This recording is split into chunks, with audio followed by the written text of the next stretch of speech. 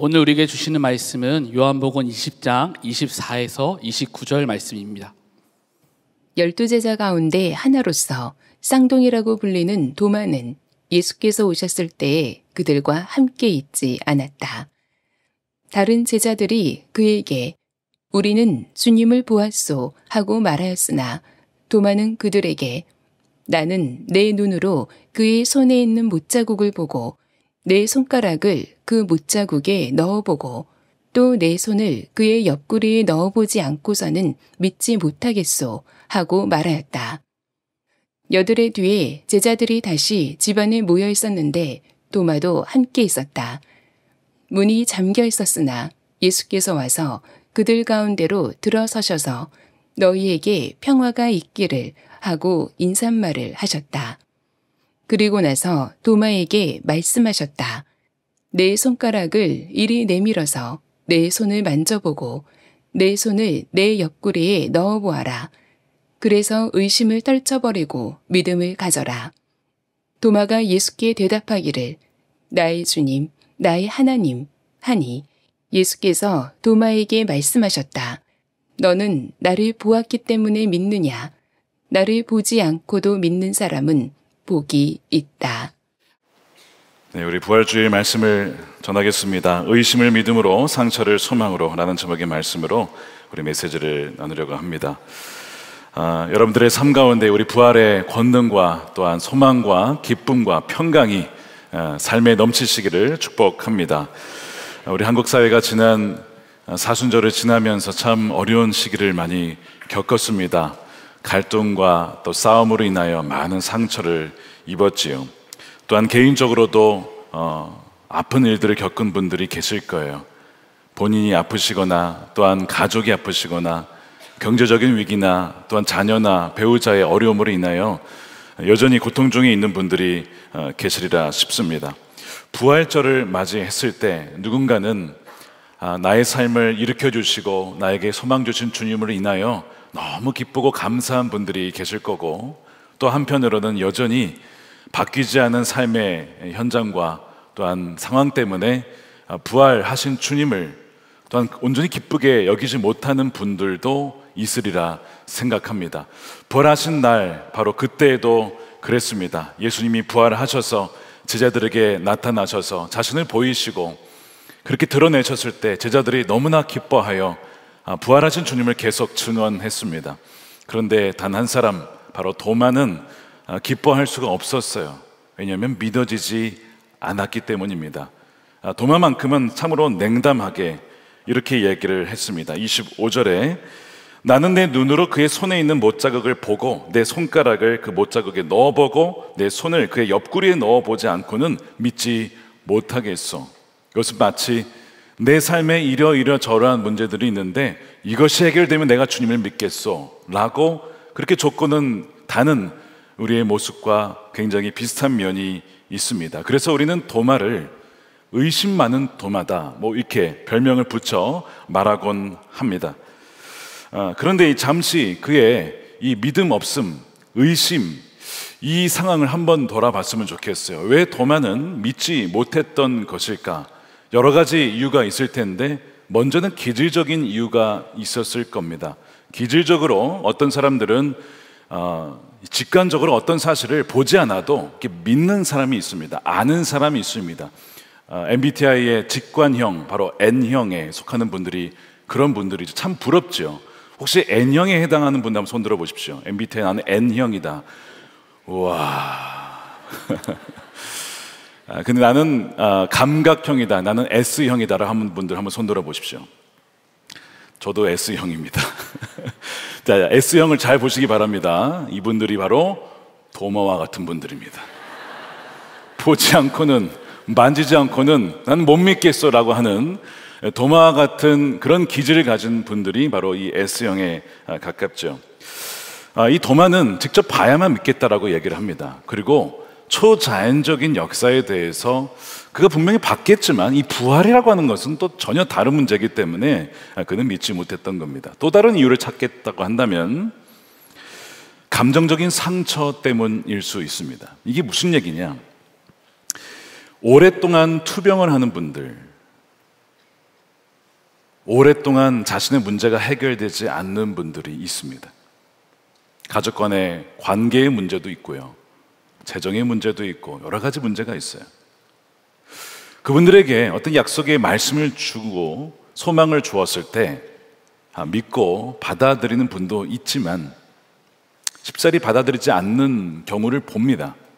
여러분, 왜 그럴까요? 소망을 품고 희망을 품었지만 여전히 바뀌지 않는 현실 때문에 마음을 다쳤기 때문에, 괜히 소망을 품었다가 더 아프면 어떡하지? 또 실망하면 어떡하지? 라는 생각 때문에 소망을 잘 품지 않는 성향을 갖게 되죠. 도마가 예수님을 참 사랑했어요. 나사로가 죽었을 때 예수님이 가신다고 하는데 그 당시에 예수님을 죽이려고 했던 사람들이 많이 있었거든요. 죽을 수도 있는 그 위험 속에서 우리가 주와 함께 죽으러 가자, 주님과 함께 죽겠다라고 외쳤던 자가 도마입니다. 도마는 죽기까지 내가 예수님을 사랑한다라고 했던 그 제자였는데 예수님이 죽으셨어요. 그 사랑하는 주님이 죽으셨단 말이에요. 그러니까 너무나 마음이 아픈 거죠. 이 상태에서 주님이 다시 살아나셨어 라고 했을 때 정말 살아났으면 좋겠지만 그렇지 않으면 마음이 너무나 아프잖아요. 그러니까 나에게 쉽사리 그런 희망 고문과 같은 그런 얘기 하지 마 라는 마음을 이렇게 닫아둔 것 아닐까라는 그런 마음이 있습니다. 근데 사실 이 도마의 의심을 보게 되면 이 도마만 의심했나? 여러분, 그렇지 않습니다. 제자들도 의심했습니다. 예수님이 부활하신 장면이 24장, 누가복음 24장에도 나옵니다. 거기에 보면 예수님이 부활하셔서 나타나셨을 때 여러분, 제자들의 반응이 어땠는지 아십니까? 성경에 보니까 우리가 유령을 보는가, 눈으로 보고도 믿질 못하는 거야. 너무 놀랍기도 하고 충격적이기도 하고, 그러니까 유령 보는 것처럼 믿질 못하는 거예요. 성경에 마음속에 그들이 의심하는 자들이 있더라. 의심하는 친구도 있었습니다. 그런 제자들도 있었어요. 그러니까 예수님이 너희가 왜 마음에 의심을 하느냐, 내 손을 봐라, 내 옆구리를 봐라, 그렇게 하면서 이제 이 증거를 보여주시거든요. 그러니까 제자들도 의심을 했어요. 심지어 이제 마태복음 28장에 보면 지상 대위임령 말씀이 나오죠. 너희는 그러므로 가서 모든 족속으로 제자를 삼으라. 그 말씀. 근데 그 바로 전에 보면 뭐라고 되어 있는지 아십니까? 제자들 중에는 의심하는 자들도 있더라. 또 나옵니다. 아니, 그때도 여전히 의심 중에 있는 제자들이 있을 때에 주님이 하신 말씀이 지상 대위임령이었어요. 그리고 그럼 마리아도 예수를 믿은 것이 그 빈무덤에서 예수를 만났잖아요. 요한과 베드로도 어쨌든 빈무덤을 봤잖아요. 그러니까 믿은 거 아닙니까? 부활하신 예수를 만났으니까 믿은 거 아닙니까? 그러니까 만나지 못하고 경험하지 못한 도마가 의심하는 것은 꼭 도마만 의심했다라고 보기에는 어렵고, 사실 늘상 누구에게나 있을 수 있는 일이었다는 것입니다. 또한 의심이 꼭 나쁜 거냐? 그렇지 않다는 겁니다. 오스 기니스라고 하는 C.S. 루이스 이후에 최고의 기독교 변증가라 불리는 분이 계세요. 책을 참 많이 쓰셨습니다. 한국에도 번역이 많이 됐는데 번역이 안 된 책이 하나 있어요. God in the Dark, 어둠 속에 계신 하나님이란 이런 제목인데, 거기에서 그분이 이런 얘기를 합니다. 여러분, 믿음의 반대말이 뭐라고 생각하십니까? 의심이라고 생각합니다. 근데 이분의 주장은 무엇이냐면 믿음의 반대말은 의심이 아니라 바로 불신앙이다. 믿음의 반대편에 있는 것은 불신앙, 믿지 않는 거지 의심이 아니라는 거예요. 자, 그러면 의심은 뭐냐? 의심은 믿음과 불신앙의 그 가운데 어디에선가에 방황하는 위치, 바로 그것이 의심이라고 하는 거죠. 그래서 이 의심이 꼭 나쁜 것만이 아니라 이것이 믿음으로 나아갈 수도 있고 또한 불신으로 나아갈 수 있다는 거예요. 오히려 믿음으로 나아가는 다리가 될 수 있다.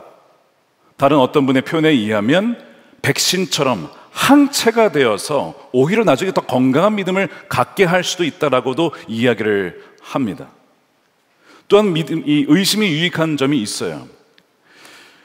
예수님을 믿지 않는 사람들, 부활을 믿지 않는 분들, 하나님의 존재를 믿지 않는 분들은 안 계신다라고 확신하고 있어요. 그들에게 필요한 게 뭡니까? 그 확신을 의심하는 겁니다. 이단에 빠진 분들에게 필요한 것이 무엇입니까? 잘못된 교리와 구주를 믿고 이들을 믿어야 내가 구원받는다라고 하는 그 확신에서 의심을 가져야만 진정한 믿음으로 나올 수가 있죠. 그러니까 의심은 꼭 나쁜 것만은 아니라고 하는 거예요. 잘못된 신앙이나 또한 불신앙에서 믿음으로 나아가는 그 중간 다리가 의심이 될 수 있다는 거야. 내가 확신하고 있는 것을 의심할 때 참된 믿음으로 나아갈 수 있다는 점에서 의심은 잘 쓰면 건강하게 될 수 있어요. 믿는 자도 의심으로 나왔다가 다시 돌아가게 되면 그 이전보다 견고한 믿음을 갖게 되죠. 그런 점에서 의심은 좋은 도구가 될 수 있다는 거예요. 여드레가 지나서 부활 이후에 다시 일주일이 지났습니다. 제자들이 다시 모여 있었는데 그때는 도마도 함께 제자들과 머물러 있었어요. 문을 굳게 닫고 있었죠.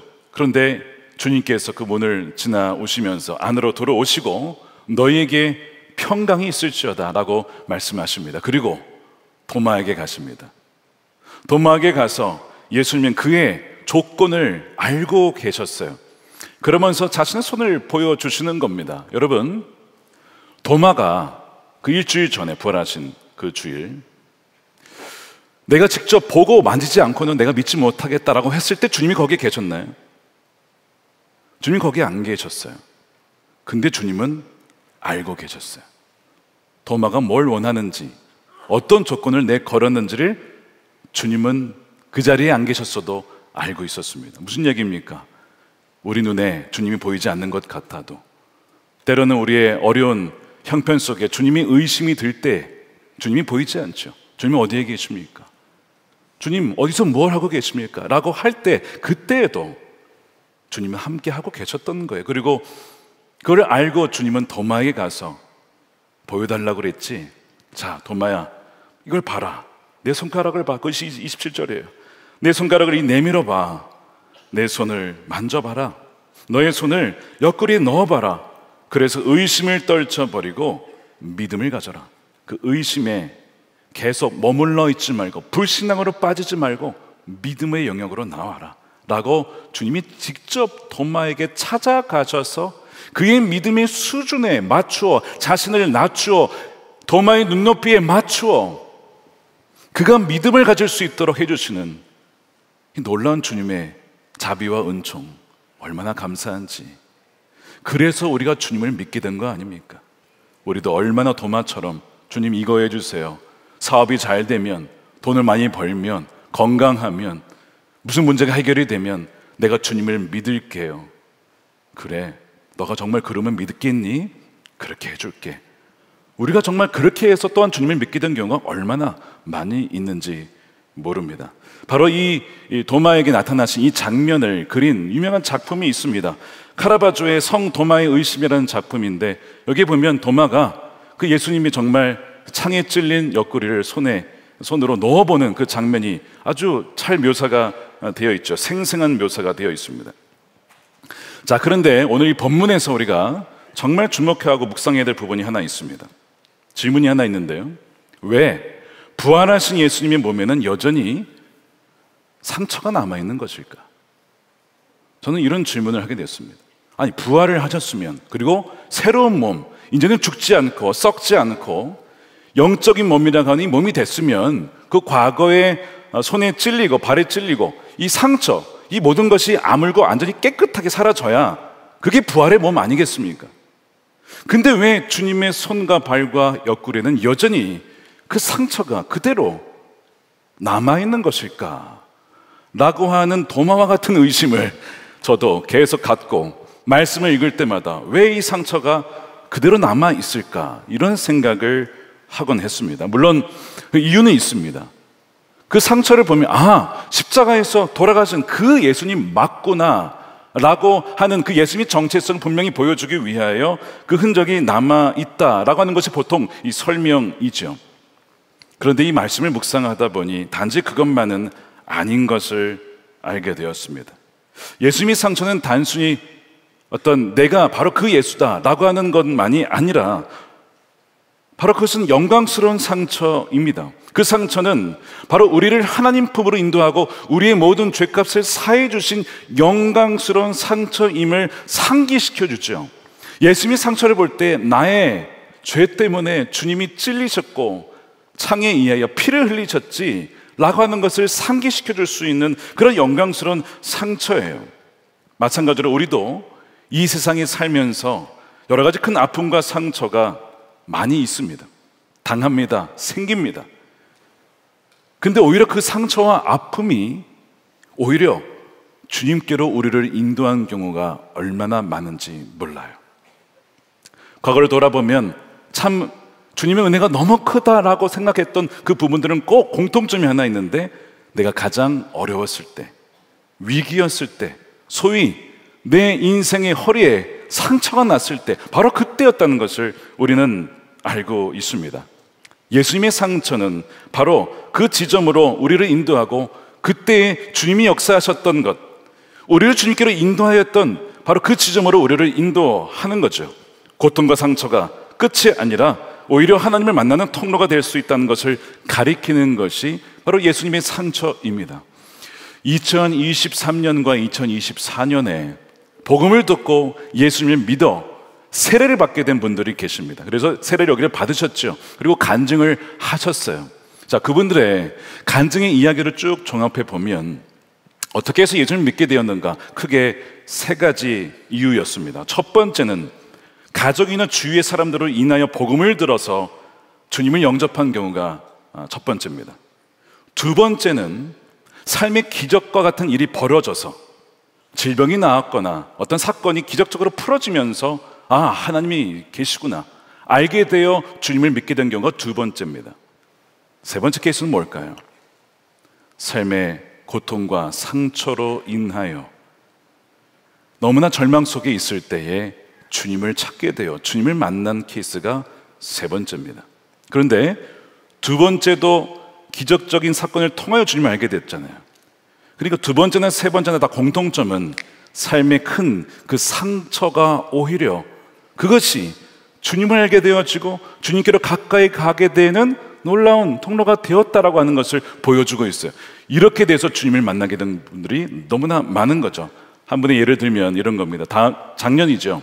세례를 받으신 분인데, 이분은 원래 여성분이신데 싱글이었을 때 그저 자신의 성공을 위해 자신의 커리어를 증명하고 내 자신이 얼마나 능력이 있는지를 드러내기 위해 살아왔다고 해요.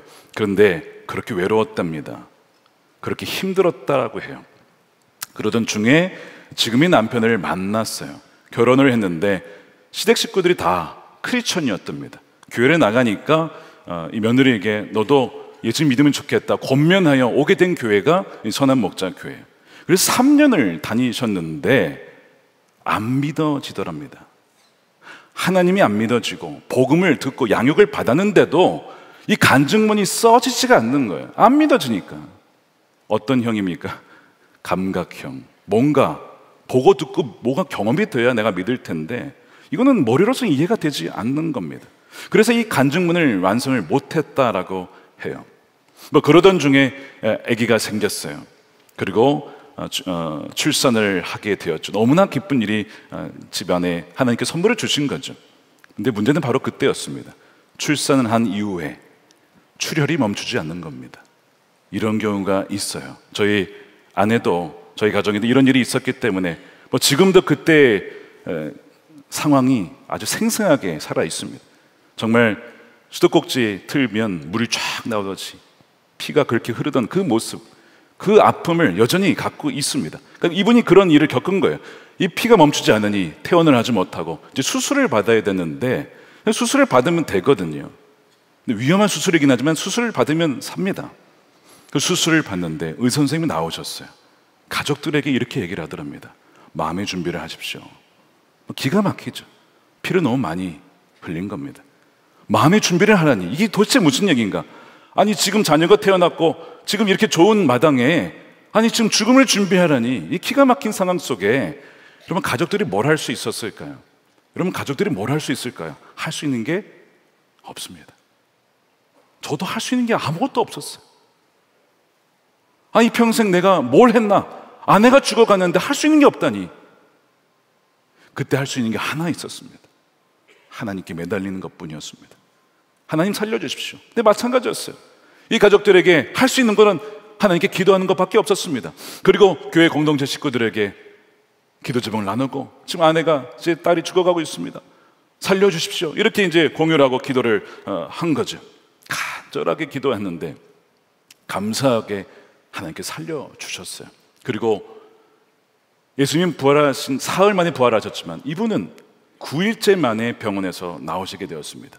그리고 퇴원을 하시게 되었고, 그리고 주님을 믿게 된 거예요. 그분이 이제 세례를 받으시면서 이렇게 간증을 하셨어요. 저는 제 자신만 믿었던 지난날의 교만을 회개하게 되었습니다. 내 인생 내가 책임져야지, 그렇게 살아왔다는 거예요. 근데 그거가 얼마나 이 죽음 앞에서 교만한 것인지를 깨달았다는 거죠. 그동안 제 자신을 의지하던 삶을 회개하고 하나님만을 전적으로 의지하게 되었습니다.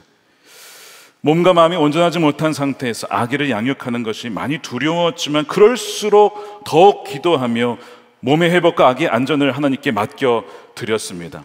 제가 하나님을 알아보지 못할 때에도 하나님은 저를 버리지 않고 선택하시며 때를 기다리며 그리고 저에게 직접 찾아오셨습니다. 주인인 나는 예수님과 함께 십자가에 못 박혀 죽었고 이제 예수님이 제 안에 사시는 줄을 저는 믿습니다. 이렇게 간증을 하셨어요. 그리고 오늘 소식을 들었어요. 어제 그 아이의 돌잔치가 있었답니다. 그 아버님이 직접 돌잔치 사회를 보면서 정말 이 아이를 위해 축복해 주고 싶다고 하면서 오늘 이 예배를 드리는, 돌 예배를 드리는 이유를 얘기하더랍니다. 이 아이에게 줄 수 있는 가장 큰 유산은 주를 믿는 믿음이기에 오늘 우리가 이렇게 예배를 드리는 것입니다. 이렇게 하시더랍니다. 얼마나 감사한지. 의심을 가졌던 가정이, 그것이 믿음으로 참 큰 상처를 입었던 가정이 참된 소망 대신 주님을 의지하게 되었으니 얼마나 감사한 일인지 모릅니다. 이 놀라운 구원과 회복과 소망의 은혜가 여러분들 삶 가운데 있게 되기를 축복합니다. 주님이 부활하셔서 성령으로 우리 함께 하셔서 지금도 그 일을 하고 계시는 거예요. 그래서 여러분, 이 부활하신 예수님의 상처는 파괴가 아닌 바로 이 구원의 증거라고 하는 거예요. 자, 도마와 제자들이 예수님이 십자가에서 죽으실 때, 못 박혀 돌아갔을 때 그 모든 상처와 그런 것들은 바로 그들이 지금까지 품었던 희망이 다 무너지는 것이었습니다. 산산조각 나는 것이었어요. 이제 모든 것이 끝났다. 주님이 죽으셨어. 돌아가셨어. 여러분, 이것이 십자가의 상처가 상징하는 의미죠. 그런데 부활하신 주님이 그 상처를 보여주시면서 이렇게 얘기를 하시는 거예요. 도마야, 이 상처가 너에게는 절망이었느냐? 모든 것이 끝났다라고 생각했느냐? 아니야. 오히려 이 상처가 바로 너의 생명을 구원한 거야 라고 주님은 말씀하시는 거죠. 실제로 이사야 53장에 이미 예언 이렇게 되어 있었죠. 그러나 그가 찔린 것은 우리의 허물 때문이고 그가 상처를 받은 것은 우리의 악함 때문이다. 그가 징계를 받음으로 우리가 뭘 누립니까? 평화를 누리고 그가 매를 맞음으로 우리의 병이 나았다. 아멘이죠. 이미 이사야를 통해서 예언된 이 말씀이 십자가에서 성취가 된 거예요. 그러니까 이것을 우리에게 적용해 보면 우리의 삶에 지금 여전히 여러분의 삶 가운데 벌어지고 있는 상처와 아픔과 삶을 짓누르는 그 무게들, 아, 이것이 내 삶을 죽이는구나, 나를 망가뜨리는구나 라고 생각하실 때에 주님께서는 그 상처를 보여주시면서 아니야, 그 상처가 너를 망가뜨리는 것이 아니라 오히려 그 상처로 인하여 나에게 오게 될 것이고 나를 더 의지하게 될 것이고 내가 너와 함께하며 연합된 자임을 너가 더 온전히 믿게 될 거야. 그러니까 이 소망을 품고 그 상처를 이겨내기를 바란다. 주님이 그렇게 우리에게 오늘도 말씀하신 줄로 믿습니다. 사도 바울이 선교할 때에 얼마나 많은 고난이 있었습니까? 참 이해가 되지 않는 것이, 선교를 하면 좀 책임져 주시고 보호해 주셔야지 어떻게 그렇게 많은 고난을 주셨는지, 매를 맞고 박해를 당하고 거꾸리뜨림을 당하고 굶주리고 헐벗고 이런 일들이 굉장히 많았어요. 그가 표현하기를 나는 날마다 죽노라. 이게 무슨 표현이냐면 거의 날마다 사형 선고를 받은 것처럼 그런 죽음의 위기를 매일같이 경험한다는 것이거든요. 그런데 그 다음 구절에는 이렇게 그가 고난을 이렇게 해석을 하고 있어요. 고린도후서 4장 17절입니다. 지금 우리가 겪는 일시적인, 뭐라고 했어요? 일시적인 고난이라는 거예요. 일시적인 고난이다. 그리고 가벼운 고난이래요. 여러분, 결코 가볍지 않았습니다. 말씀드린 것처럼 줄 것만 같았어요. 근데 왜 가벼운 고난이라고 했을까? 너무나 이상하죠. 사도 바울이 단어를 잘 몰라서 그랬을까? 아닙니다. 그는 의도적으로 이렇게 표현한 거예요. 왜냐하면 지금 자신이 고난을 당하고 있는 것, 복음으로 인하여서 고통을 당하고 있는 것, 그것이 참 너무나 무겁고 힘들지만 장차 다가오는 그 영광에 비교하면, 그 비교할 수 없이 영원하고 크나큰 영광에 비교하면 이것은 좀 가벼운 것이고, 심지어 이 고난이 다가올 영광, 주님께서 나에게 베풀어 주실 영광과 그 상과 거기에 비하면 이건 아무것도 아니며, 그 고난이 나를 그 영광에 합당한 자로 지금 준비시키고 있기 때문에 사도 바울은 그 중에서도 감사가 찬양할 수가 있었던 거예요. 그래서 이 17절을 가만 보면 나중에 그 영광을 위하여 우리를 준비시킬 것이다, 미래형으로 쓰지 않고 현재 진행형으로 썼어요. 그 영어로는 이렇게 썼습니다. affliction, 바로 고난은 is preparing, 우리를 준비시키고 있다. 바로 영원한 영광을 바라볼 수 있도록, 그것을 누릴 수 있도록 지금 이 자리에서 우리를 준비시키고 있다는 거예요. 사도 바울에게도 고난이 있었죠. 육신의 가시가 있었어요. 이거 좀 고쳐주십시오. 3번이나 구했는데 너에게 은혜가 족하다, 너가 약할 때에 강함이 된다라고 하시면서, 그렇지, 나의 이 고난으로 인하여, 상처로 인하여 오히려 하나님 나라를 소망하게 되고 주님을 의지하게 되니 이것이 얼마나 감사한가. 그가 그것을 날마다 고백을 하게 된 것이죠. 사랑하는 여러분, 의심하던 도마에게, 또 상처받은 도마에게 예수님이 찾아오셨어요.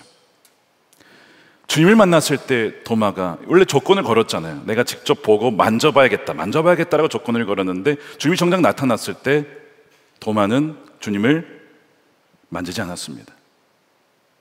오늘 본문에 보면 도마가 예수님 만졌다는 기록은 나와 있지 않습니다. 왜 만지지 않았을까요?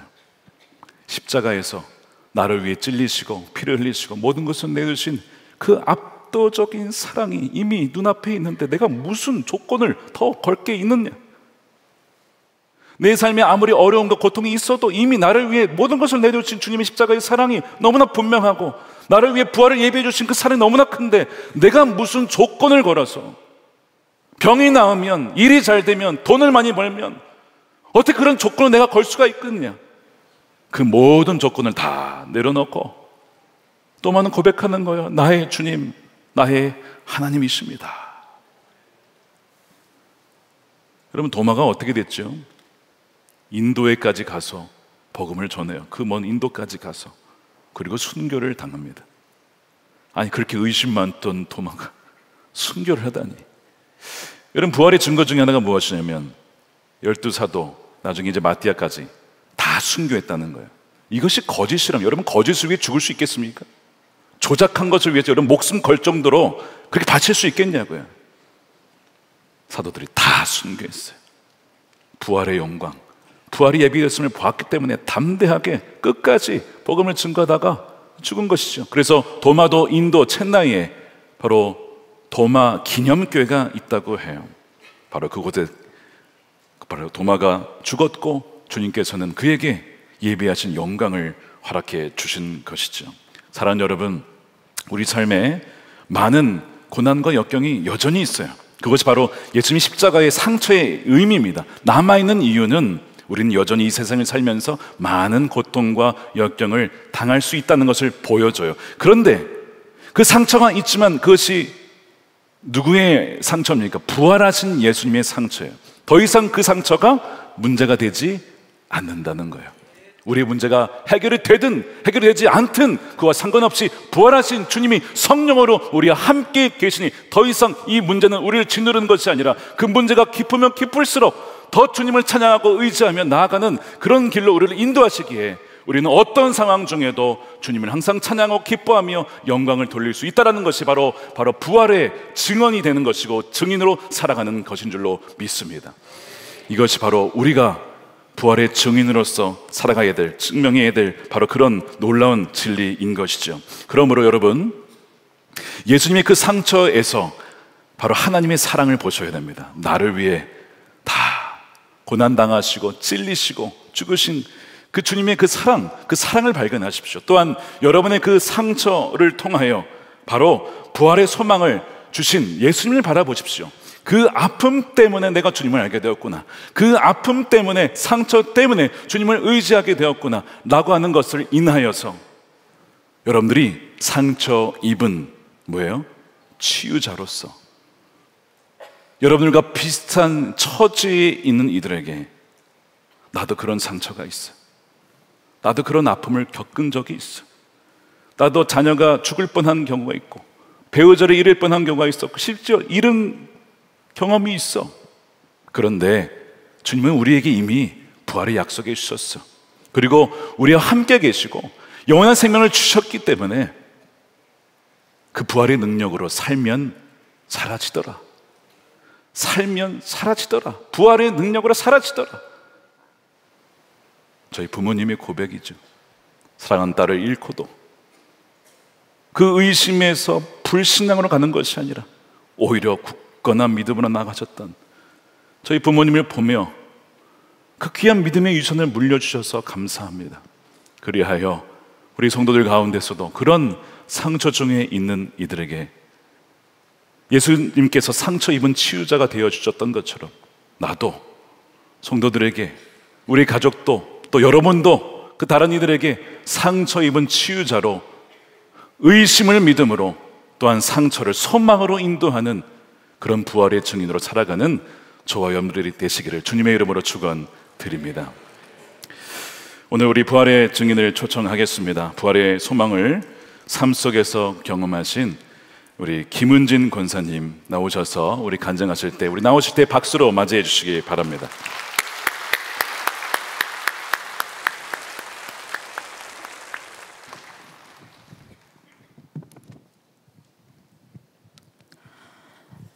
모태신앙으로 자라 성실한 성도로서의 생활을 해왔지만 어느 때부터인가 내가 하나님 앞에 온전한 순종을 드리지 못하고 있다는 마음이 강하게 들었고, 그러던 작년 초 하나뿐인 형제인 친정 오빠가 간경화 말기로 수명이 1년도 남지 않았다는 소식을 듣게 되었습니다.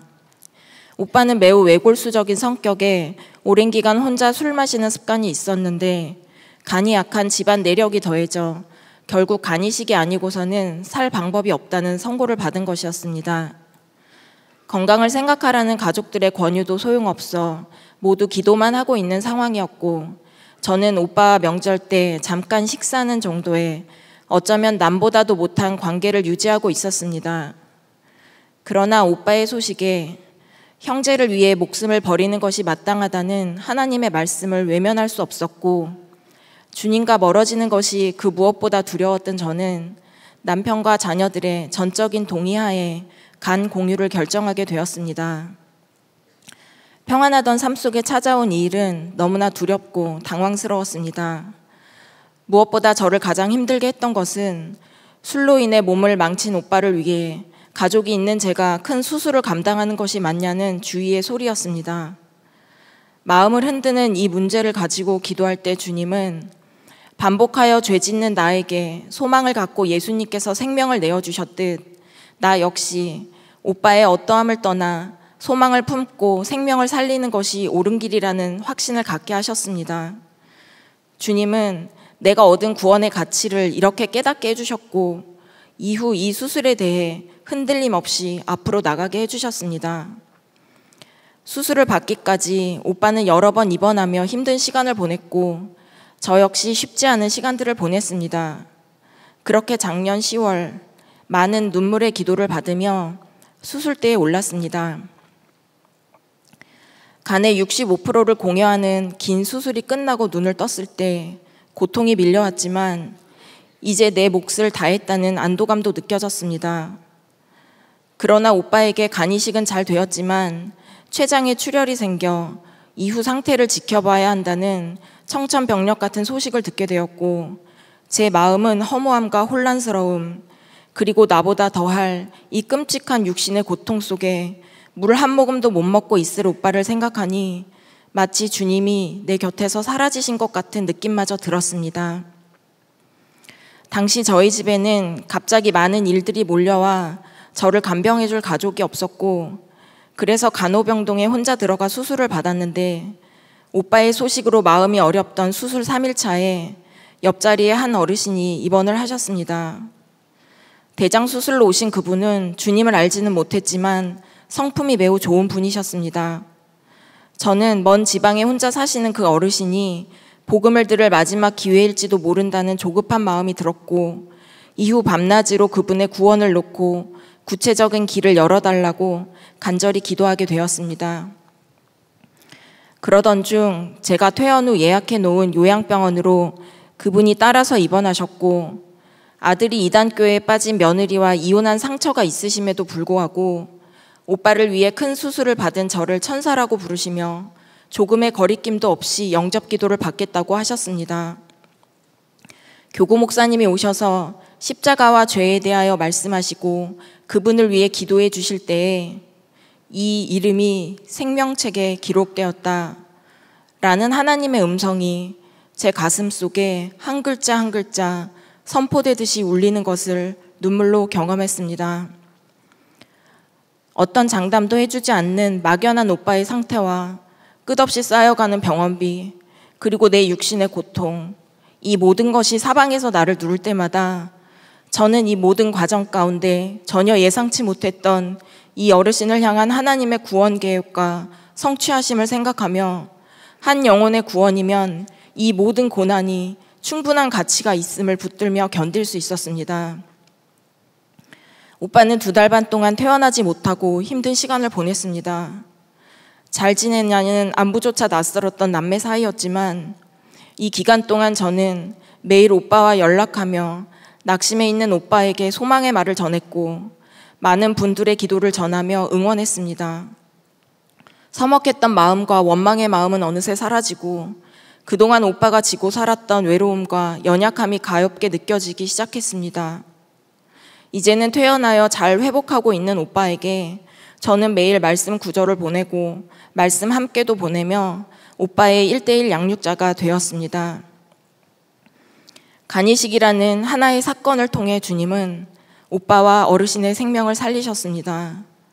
그리고 주님 앞에서 언젠가 풀어야 할 무거운 숙제 같았던 오빠와의 관계도 회복시켜 주셨습니다. 죽어가는 간에는 건강한 간만이 생명이 되듯 죄로 인해 죽을 수밖에 없는 나에게는 죄 없는 예수님만이 생명을 주실 수 있다는 십자가 구원의 원리를 비로소 실제적으로 이해하게 해주셨습니다. 제 몸에는 제2 모양의 큰 흉터가 남았습니다. 이번 간증을 준비하며 주님께서는 이 흉터가 결코 저의 공로가 아닌 예수께서 나를 살리셨다는 십자가 공로요, 예수의 흔적임을 알게 해주셨습니다. 한때 고난이라고 생각했던 일이 하나님의 특별한 선물임을 깨닫게 하시니 감사합니다. 이제 예수의 흔적을 지닌 자로 그에 합당한 삶을 살아가는 제가 되길 소망하며 주님께 감사와 사랑을 올려드립니다.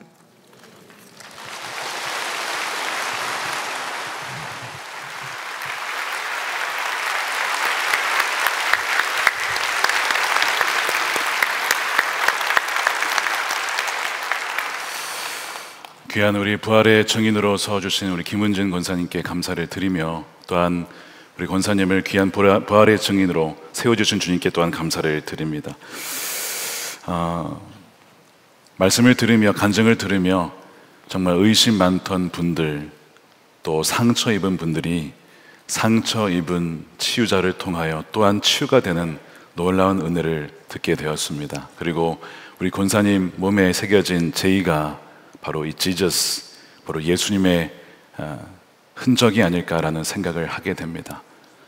우리가 역시 삶의 여러 가지 상처와 아픔이 있지만 우리도 예수님의 흔적을 가진 자로 상처를 받았지만 주 예수 그리스도 안에 치유가 되어 그것을 가지고 또한 세상의 부활의 증인으로 달려나아가서 또한 많은 이들에게 주님의 살아계심을 증거하는 저와 여러분들이 되시기를 주님의 이름으로 축원드립니다.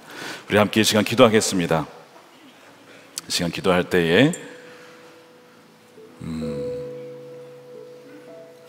의심을 가지고 방황하는 분이 있다면 그것이 여러분 자신이든 주변 분들이든 그분들을 위해서 기도했으면 좋겠습니다. 여러분, 도마가 의심했지만 불신앙이 아니라 믿음으로 나올 수 있었던 것은 공동체 안에 있었기 때문입니다.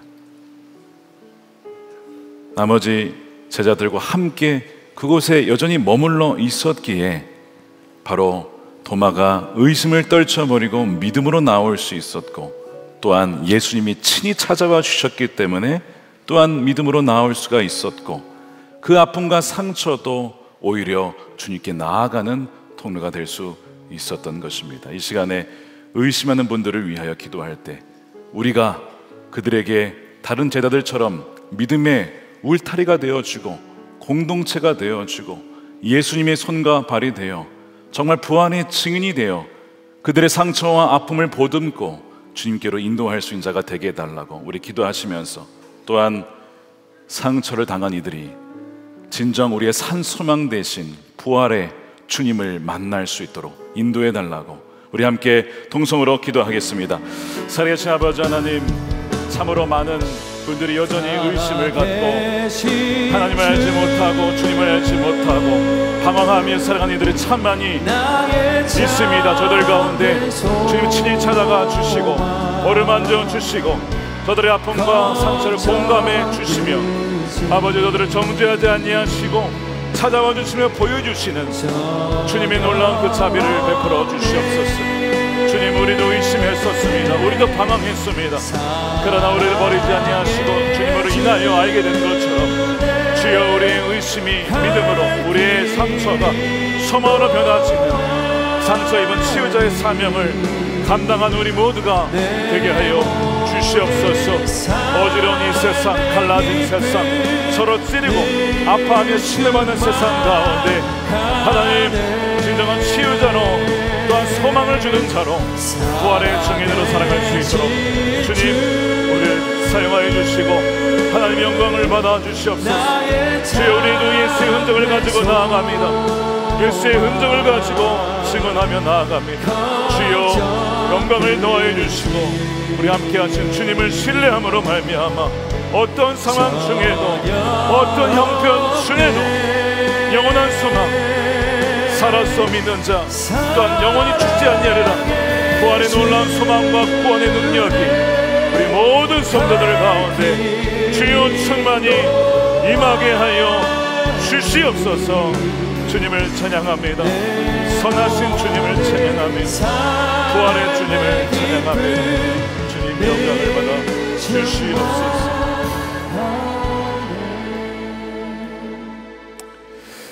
사랑해주신 주님 감사합니다. 거룩한 부활 주일에 부활의 증인으로 우리를 초청해 주시고 불러주시니 감사합니다. 두려워 떨며 무서워하던 제자들에게 친히 나타나셔서 평강이 있을지어다 하신 주님, 우리 모든 성도들의 삶과 가정에 주의 평강으로 가득 채워 주시옵소서. 여전히 의심하며 두려워 떨며 믿음 가운데 나가지 못하고 불신앙 가운데 나아간 자들이 있습니까? 주여 긍휼히 여겨 주시옵소서. 정죄치 마시고 도마에게 친히 찾아와 주셔서 내 손을 보라, 내 옆구리에 손을 넣어보라 라고 하시며 우리의 믿음 없음의 상태를 아시고 그 수준에 맞추어 우리에게 다가오신 주님, 주여 의심하며 방황하는 이들에게 친히 찾아가 주시기를 원합니다. 주님, 삶의 여러 가지 고통과 예상치 못한 일로 인하여 선하신 하나님에 대한 믿음의 상처를 당한 이들을 주여 긍휼히 여겨 주시옵소서. 저들의 상처가 절망으로 나가지 않고 오히려 그 상처로 인하여 주님을 찾게 하시고 주님을 만나게 하시고 치유자 되시며 공급자 되시며 우리의 부활의 주님 되신 예수님을 만나는 그런 계기가 되게 하여 주시옵소서. 주님, 우리에게도 여전히 많은 상처가 있지만 부활하신 주님의 능력으로 살아갈 수 있도록 인도해 주심에 감사를 드리며, 우리가 주님 부족하지만 상처 입은 치유자로서 우리도 그런 아픔과 그 고통을 경험했던 자로서 우리의 이웃들에게, 우리의 복음을 듣지 못한 이들에게 다가가서 저 그들에게 주 예수 그리스도의 살아계심을 말로만이 아니라 우리의 삶으로 증언할 수 있는 참된 증인으로 살아가게 하여 주시옵소서. 그리하여 깨어진 가정, 갈라진 가정과 관계들, 또한 양쪽으로 아버지 하나님 갈라져 버린 이 나라 대한민국을 주여 하나님 치유하는 하나님 부활의 증인으로 살아가게 하여 주시옵소서. 아버지 하나님, 이 시간 부활의 귀한 예물을 주님께 구별하여 드리며 11조로 감성금으로 성경금으로 주님께 올려드리며 우리의 몸도 마음도 주님께 드리오니 기쁘신 뜻을 위하여 또한 부활의 증인으로 우리를 마음껏 주님 사용하여 주시고 영광 받아 주시옵소서. 아버지 하나님, 깨어진 가정들과 또한 부모와 자녀들 간에 갈라진 가정들을 주여 기억하여 주셔서 치유하여 주시며 육신의 아픔과 어려움 속에서 그러나 소망을 품고 나가는 이들에게 산 소망 되신 주님이 친히 저들의 능력이 되시고 힘이 되어 주시옵소서. 주님, 북한에 여전히 복음을 듣지 못한 많은 이들이 있습니다. 복음이 증거되게 하여 주시고 억눌린 이들을 풀어주시기를 원합니다. 김국기, 김정은 목사님, 최충길 선교사님, 장문석 집사님 비롯한 억눌려 있는 주의 백성들을 속히 풀어주시옵소서. 해방의 은혜가, 부활의 권능이 그 복력 땅에도 하나님 비춰지게 하여 주시옵시고 그리하여 함께 부활의 예배를 주님께 올려드릴 수 있는 그날이 속히 오게 하여 주시옵소서. 복음을 전하기 위하여 지금도 하나님 땅끝까지 복음을 증거하는 우리 선교사님들과 그 가정을 기억하여 주시고 보내는 선교사 또한 가는 선교사 중보기도 하며 함께 합력하여 주의 오실 길을, 그 굽은 길을 걷게 하는 귀한 사역을 감당케 하여 주셔서 주님이 다시 오시는 그날 착하고 충성된 종이라고 우리 모두 한 사람보다 빠짐없이 얻은 것에 울며 이를 가는 이가 없도록 주님의 그 임재 안에 우리를 맞아 주시옵소서. 주님 감사합니다. 모든 영광 주님께 올려드리며 부활하신 우리 주 예수 그리스도의 이름으로 기도드립니다. 아멘. 우리 다 같이 일어나셔서 우리 준비하신 예물 드리며 예수 열방의 소망 우리 힘차게 찬양하겠습니다.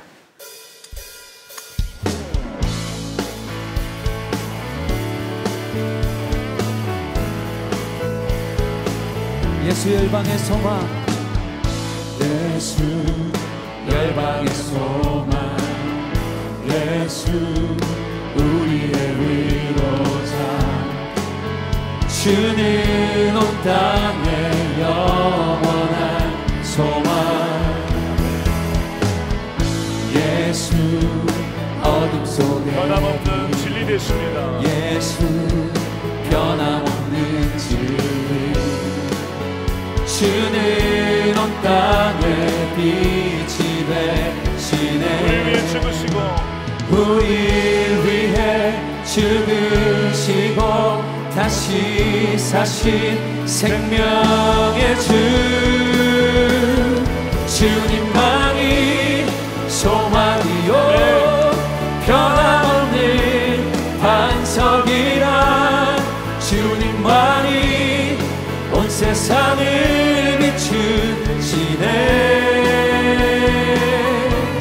또 죽음에서 부활하신 우리 구주 평강의 왕, 주를 믿는 모든 자의 소망 되신, 우리 위해 죽으시고 우리를 위해 죽으시고 다시 사신, 우리 위해 죽으시고 우리를 위해 죽으시고 다시 사신 생명의 주. 아멘. 주님만이 소망이요 변함없는 반석이라. 주님만이 온 세상을 비추시네. 또 죽음에서 부활하신 우리 구주 평강의 왕, 주를 믿는 모든 자의 소망 되신, 주를 믿네. 살아계신 주, 살아계신 주, 나의 참된 소망, 걱정 근심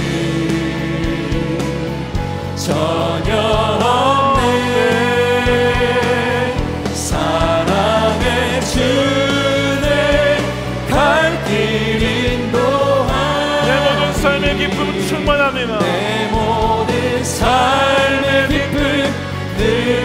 찬양합시다. 우리 주님 살아계십니다.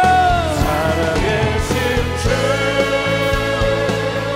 나의 참된 소망 걱정 근심 전혀 없네 사랑의 주내 갈 길 인도하니 내 모든 삶의 기쁨 늘 충만하네. 모든 영광 주께 올려드립니다. 할렐루야. 찬양합니다. 부활하신 주님 감사합니다. 기도하겠습니다. 이제는 부활의 주요 영원한 우리의 생명 되신 예수 그리스도의 크신 은혜와 아버지 하나님의 극진하신 사랑하심과 성령님의 감화감동 교통 내주하심이 부활의 증인이 되어서 의심을 믿음으로 상처를 소망으로 증언하며 나아가는 사랑하는 모든 성도들 머리머리 위에 저들의 가정과 일터와 사랑하는 자녀들과 다음 시대와 주의 몸된 교회와 조국 대한민국과 모든 열방 가운데 영원히 함께 하시기를 간절히 축원하옵나이다. 아멘.